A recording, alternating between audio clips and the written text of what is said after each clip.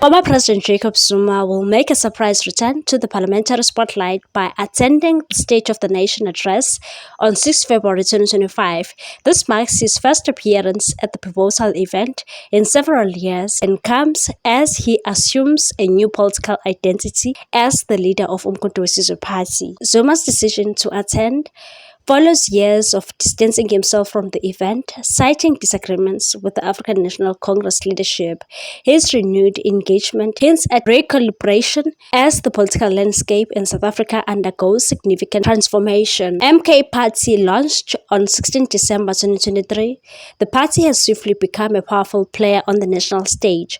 The party's rapid rise was evident during the 2024 general elections, where it secured over 4 million votes, contributing to the ANC's historic decline to the less than 50% of the vote for the first time since 1994.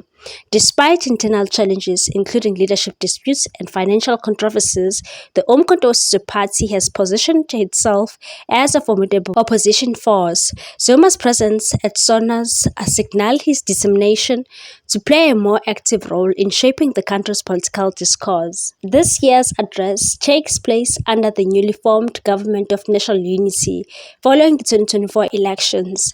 President Cyril Ramaphosa is expected to unveil strategies to address South Africa's pressing issues, including economic recovery, service delivery, and national security. The anticipation surrounding SONA has already impacted the markets. On 5 February 2025, the South African rand strengthened against a weaker US dollar, with investors hopeful that Ramaphosa will present a compelling message of reform and fiscal discipline.